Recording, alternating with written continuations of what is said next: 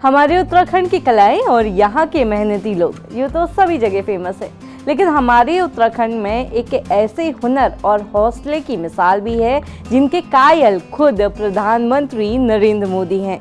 इनका नाम है जीवन चंद जोशी। लकड़ी की छाल से कला रचने वाले इस कलाकार की मेहनत ने पूरे देश का ध्यान आज अपनी तरफ खींच लिया है।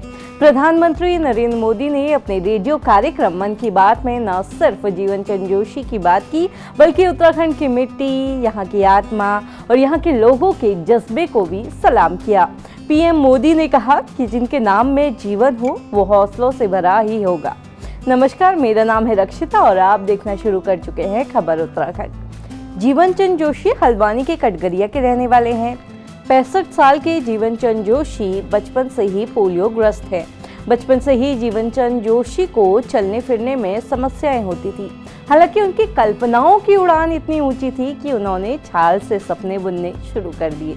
लिहाजा आज प्रधानमंत्री नरेंद्र मोदी ने अपने मासिक रेडियो कार्यक्रम मन की बात के 122वें एपिसोड में जीवन जोशी का जिक्र करते हुए कहा कि जिसके नाम में ही जीवन हो वो कितनी जीवटता से भरा होगा।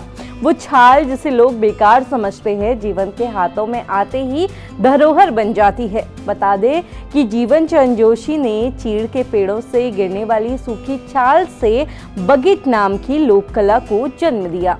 बगीट एक कला है जो अब तक भारतीय लोक परंपरा में दर्ज नहीं थी। पहाड़ की इस कला को जीवन चंद जोशी ने अपने हाथों से तराशा है। भारतीय सरकार के सांस्कृतिक मंत्रालय ने भी जीवन चंद जोशी के इस कला और हौसले को देखते हुए उन्हें सीनियर फेलोशिप से नवाजा।